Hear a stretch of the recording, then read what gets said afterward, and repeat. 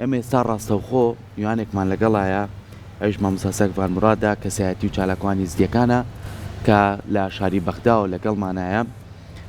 مامۆستای جان سڵاو لێبێت بەیانیت باش.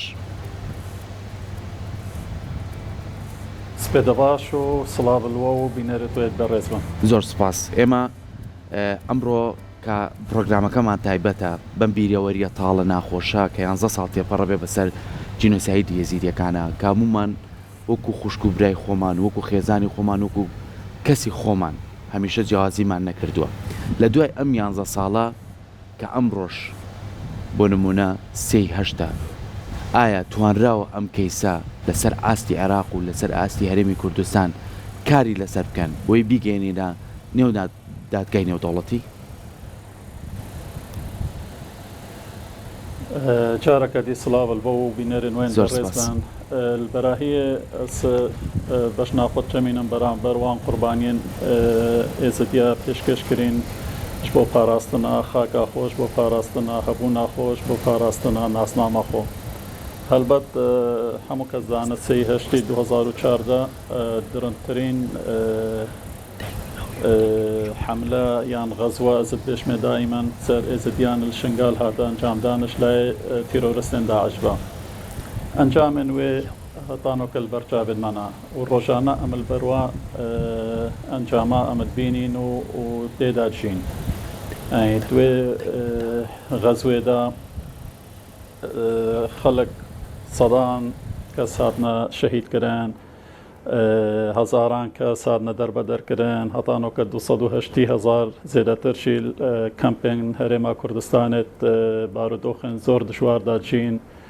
هەتانەها 2727 کەسێتمە بێسەر و شوونان ینی تراژیدیەکە گەلەکە مەزم بۆ بەرامبەری وێ تراژیدیا وەسا گەورە وێ جینۆسایدا وەسا مەزان پێنگاوێت حکوومەتە عێراقی هات نەکردن محاولە هاتەکردن و سڤکەتم في بارودۆخ و في بارودۆخ تعل و نەخۆش سەر ئێزدیان بەلێ پڕاستی مرۆڤێتی ڕاستگۆ بەتەنە لەگەڵ خۆ لەگەڵ ملەتێ خۆ لەگەڵ تاریخێ و نەوەکو پێویست بوو نەخاسمە وەختە مرۆڤ زبرتەوە بۆ 2014 گەلک دەبەرێن عێراقی کەفنە دەستێ تیرۆرستێن داعشدا چێشی عێراقی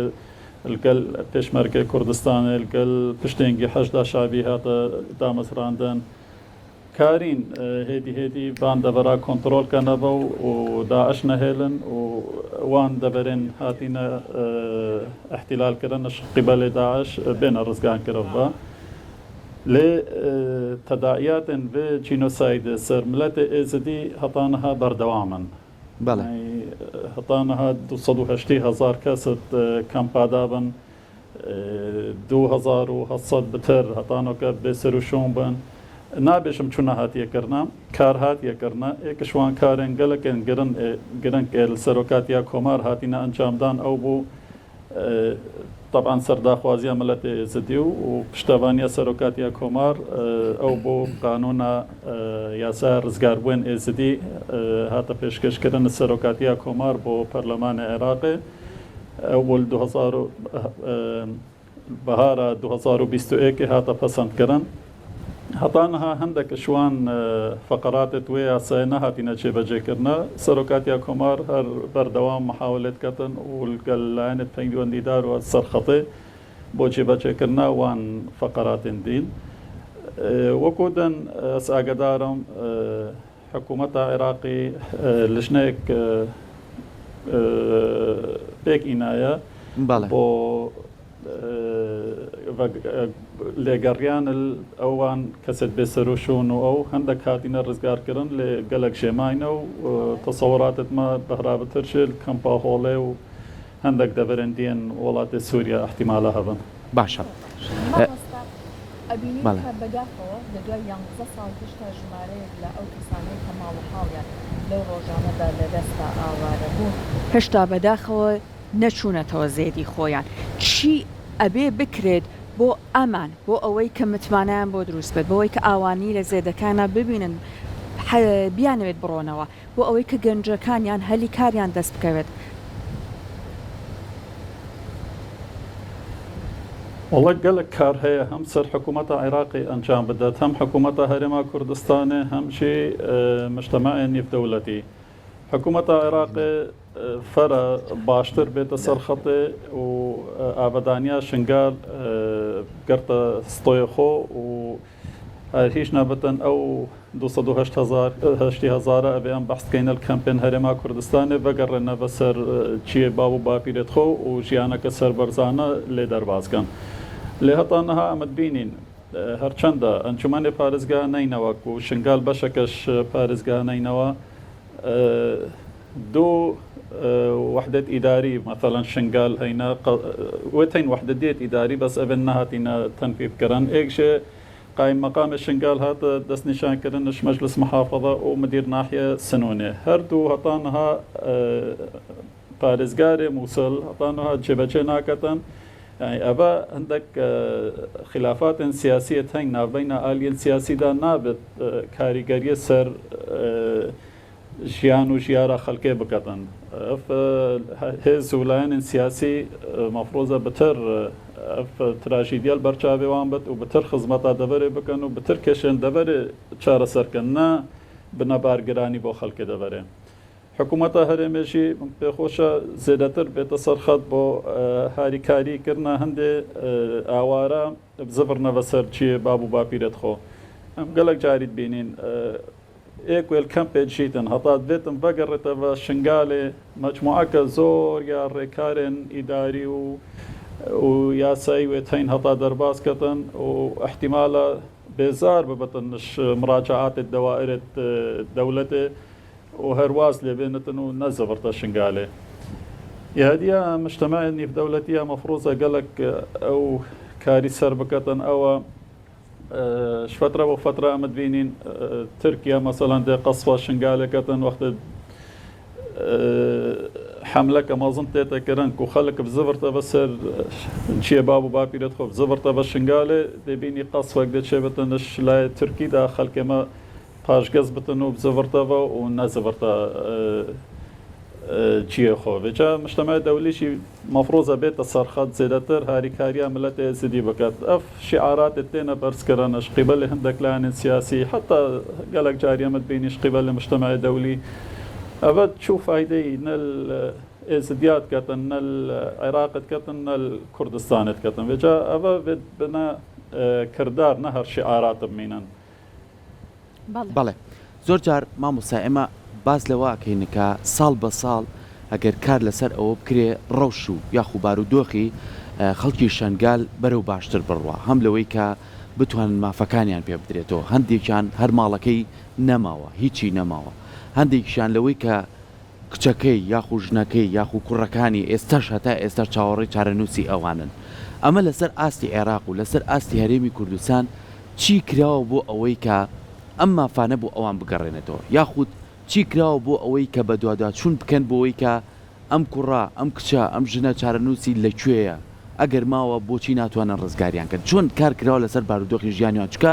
ئەوان ڕۆژ بە ڕۆژیان ئەم برینە لەسەر گیانیانە ئێمە لەوانەیە ساڵی جارێک بۆ نمونە ئەم یادە بە بەداخەوە باسی بکەین بەڵام چی بکرێ بۆ ئەوەی کە بتوانین کەمێ لە خەمەکانی ئەوان کەم بکەینەوە بله وكو پیشتر ما اشارت بدا زیادتر 6400 کسا بسروشون بون جمارك قالك هاد نرزگار کردنش هم حکومت هرما کردستان بسپاسی و نویسینگه حق بکر بو لگرین الوان کسین بسروشون هم شي حکومت عراق لجنه بکار اینا بك اینا سرب نویسینگه فرمانده گشتی هزن چکدارن عراقی بو القل دزقهم بيوان دارن أمني أوان كاري خوكنن بس وكي أسا قدار أو تنسيقا بيويس نابينا وان نابينا أو نفيسينجها رزقار بوين إزدي أباسر حكومة هرما كردستان القل ويلشنا يا حكومة عراقي تشكيل كري بيك إنا القل كسكارن بيسرو شومبوان أو تنسيقا أو هما هنجين نينا گەلک جاری دێ ئەم بینین کەس و کارن وان ئەبێت بێسەرۆشۆن دەبینین گازندادکەن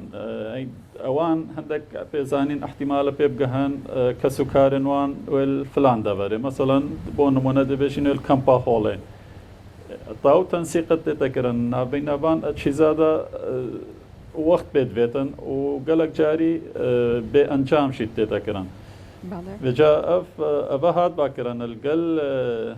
ئیدارە ذاتیە بە سووریا هێزن سووریا دیموقرات چەنگۆ ئەو مسەیترن سەر ئەو کۆنتڕۆلە کەمپا هۆڵێتکەن بە هات بە ئەنجامدان دێ باشتر بە هەرچەندەمە گەلک محاولات وتکردین و گەلک جاریە مول گەلوان ئاخەبین و ئەو بێژن ئەفهەما هەنگیەوە هەی بەس ئەرض الواقعوەکی گوتی نینە بجا کەمتر خەمی واهەی ئەشیل گەلتەمە پڕاستی کەمتر خەمی واهەی بی بابەتیدا هەمش ئالی حکوومەت عێراقی بە هەمش ئالی ئێدێت پەیوەندیدار بە زۆر باشە مامۆستا ئەبینین کا لە ئێستادا لە پاڵەوەی کە هەموو ئێزدیەکان پێویستیان بە پاڵپشتی هەیە بەڵام هەندێک لەوانەیە پاڵپشتێکی جیاوازیان بوێت چونکە بۆ نمونە ئەو خاتونانن کە منداڵێکیان هەیە ئەگەر گوێت لە منەوە بێت و هاوکارم یارمەتیم بن باسی ئەمەم کردن کە لە ئێستادا هەندێک لەو خاتونانەی کە ئێزدین پێویستیان بە پاڵپشتێکی جیاواز و یاسایی هەیە لەبەر ئەوەی کە ئەمان ڕۆڵەیەکیان هەیە منداڵێکیان هەیە کە لە کاتی دەستێژی داعش بۆ سەر ئەم خاتونانە ئەم منداڵە دروست بووە لە ڕاستیە باوکیان داعشە و دایکیان خاتونێکی ئێزدیە ئەم منداڵانەوە بەتایبەت دایکیان چۆن لە ئێستادا پاڵپشتی ئەکرن چۆن یارمەتی ئەدرێن بەتایبەت لە ڕووی یاساییەوە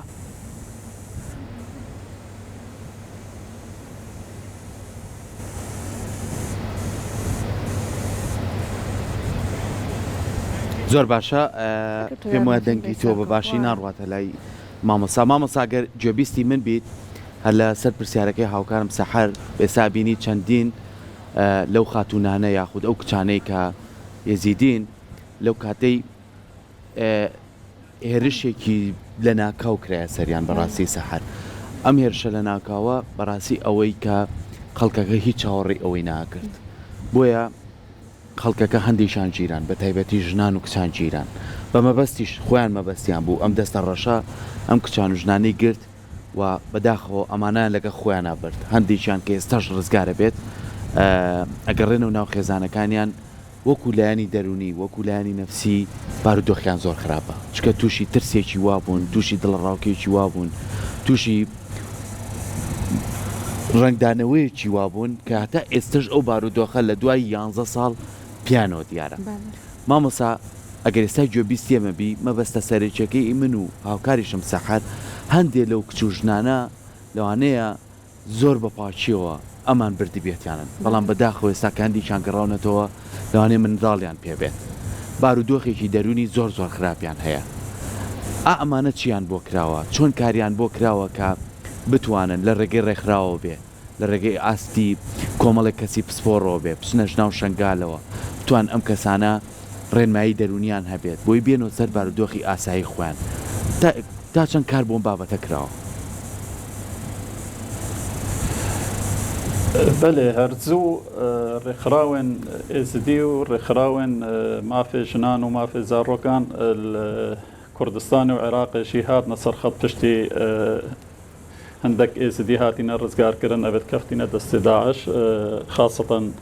کچ و خوشکێتما زانین بارودۆخەوان هەمش ئالیە سایکۆلۆجی بە هەمش ئالیە جەسەدی بە گەلک ماندوونا پێویستی چارەسەریێنە ئەو چارەسەریە گەلک کۆمبوون هاتنەکردن هەتا گەل جواتە ڕۆحانیا ئێزدی ئەو بۆ گەهشتینە وێ سیغێک و شعالیە دا دەولەت خۆ لێ بکەتە خوددان شعالیە یاسایی بە کارێک بۆ ڕابێتەکردن ئەو بۆ یاسایە ڕزگاربوون ئێزدی هاتە پەسەندکردن تو یاسایەدا مەجموعە بەند و فەقەرێت تێدا هەین چارەسەریا بیوەسیتکەتن هەرچەندە وەکو پێویست نەهاتینە ئاکتیڤکردن ئەف هەموو فەقەرێت یاسایە بەس کاروێت سەرتێتەکردن و ڕێکخراوێن نێودەوڵەتی و ڕێکخراوێن دیەن عێراقی و کوردستانی ئەوژی هاریکارن هەرچەندە پڕاستی ڤە وەزئێوان هیچ نەبە مثلا وقت تێنە ڕزگارکردن و بێنە ناو کەس و کارت خۆ بن چادرێکێدا نەژین ژیانەکە شایستە بۆ ڕاهات بە تەمینکردن جیێوان جێ باب و باپیرێتوان بۆیە وێ یاسایە من ئاماژە پێدایی فقرەك تێدا و هەر کەسێکی ڕزگار بووی شایستێ هەندێک و یەکەکە نیشتەجێبوونێ بۆ ڕابێتە تەمینکردن جیێوی وتهلبت اف ياسان بس ازدياب خوفت قرأت تركمانا دينا مسيحينا شبكا ابا حمو ومكونات الديشي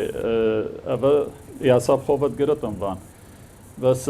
وكم اما شفكر هم باش نهاتينا جبجه كنا اف فقرت ياساي هم باردوخ ازدياب خو ابد نا ابد رزقار بن ئەبێندن چی ئەبێل کەمپا بارودۆخەکی دژوارە و نەیخۆشە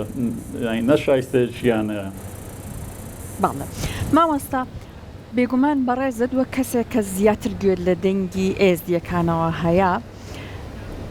پێشنیاری بەڕێزت چییە بۆ ئەوەی کە ئەم برینە کە هەتاکو ئێستا بەداخەوە ساڕێژ نەبووە ساڕێژ تا ڕادێک بکرێت تا ڕادەیەک ئەم زامە هەتوانێکی بۆ بدۆزرێتەوە پێشنیاری بەڕێزت چیە ئەبێت چی بکرێ بۆ شنگال بۆ شنگالیەکان یەکەم تشت بێتەکردن هەموو ئالین سیاسی ئەڤێن ئاکتڤل دەبەرا شنگال وازش بەرژەوەندیەت خۆ بەرتەسکێت گەلک بەرتەسک بینن و بەرەخۆ بدەنە vê تراژیدیا مەزن یا بسەرێ ملەتێ ئێزدی هاتی و نا وەکو دەستکەفتێکی سیاسی بەرەخۆ بدەنێ و دوورش شعارات سیاسی کەیسە بێتە چارەسەرکردن بتە کەیسێکی ئینسانی و گوێ خۆ بدەنێ چەنگ و ڕاستیژێ ئەف ئالیەت سیاسی ئەمت بینین گەلک ژێ کەیسە ئێزدیا بۆ مەرەمێن خۆ ئێم تایبەت بکارتێنن هەروەسە زەخت هم ئێزدی هەم حکوومەت عێراقی و هەرێمێ سەر حکوومەتە مەحەلیە نەینەوە بێتەکردن و پارێزگارە نینەوە باشتر بێتە سەر خەتێ و وحداتت ئیداریەت شنگال پێک بینێتن وەکو ئەنجومەنێ پارێزگا مووسڵ بریارە سەرداین هەروەها حکوومەتە عێراقی باشتر ئەف یاسا ڕزگاربوون ئێزدی جێبەجێ بکەتن و دەست خزمەتگوزاریە درێژکەتن و مەلەفێ ئاوارە ئەوشی مەلەفەکە بووە مەلەفەکی سیاسی گەلک ئالیەن سیاسی استیفادەشتکەن هەم هەندێک ئالی بۆ مەبەستا دەنگدانێ بکارتێنن وان ئاوارن وێ دەرێ هەرێما کوردستان بە تایبەتی ئەڤێل کەمپێن دهۆکێ هەمشی وەسا دیارکەن و ئەم ئێزدیات پارێزین و ئاردەکی دینایەنە پاراستن و نێ وەسایە هەر ئەو ئالیە بۆ احتیمالە ببووە ئەگەر و ئەف تراژیدیە و ئەف جینۆسایدە هاتیە ڕوودان بجا ملف ويبوا ملفك سياسي هكا ملف دور بتنش برشواندية برتسكن أحزاب سياسية الويدرة از باوركم ملف بيتا چارە سەرکردن و هیویدارم ساڵە بێتن و یا 12 ساڵیە دەربازبوونا بە جینۆسایدە ئەم بەحسی هەندێک بکەین چاوە بتر خزمەتە وی خەلکێ ئاوارە ئەبێ زڤڕی بێتەکردن و چاوە بتر دەبەر بێتە ئاڤەدانکردن باشە مامۆسا من وەکو دوایین پرسیاری خۆم لە ڕووی ئاسایشەوە لە ڕووی ئەوەی کە خەڵکی شنگال ئێسا کە گەڕاونەتەوە بۆ نێو ماڵەکانی خۆیان بەڵام ئەم ترسا هەر لە دڵیانە ماوە کە جارێکی تر هێرشێکی تری لە ناکاو بکرێتەوە سەریان لەلایەن حکوومەتی عێراقیەوە و لەلایەن هەرێمی کوردستانەوە چۆن ئاسایشەکرێن تا چەند خەڵکی ئەوێ دڵتامین بشەوان بتوان بە دڵێکی ئارامەوە بخەون کە هیچ کاتێک بە ئارامی نەخەوتون چکە تاوانێکی ویان بەرامبەرکراوە کە خەرگیز بیر ناچێتەوە بەڵام لە ئێستایا چێ ئاسایشیانەکات چێ ئەتوانێت پارێزگاریان لێ بکات ڕاستی باش بوو تا پرسیارەکەی هەڤالگیان دەستت خۆش بن چەند و گەلک جاری هەندێک ئالیەن سیاسی ئەوی بابەتێ ئاسایشێ و تێک چۆنە ئاسایشە دەبەرێت کەنە حجەت کەنە بیانۆ دا خەڵکێمانە زڤڕتەوە نەبی ڕەنگیە ڕاستیشی هەم خەلکێ دەبەرێ بخۆ ئەوێت زڤڕین گەلەکت حەریسن سەر هەندێک و ئەمناهیەتە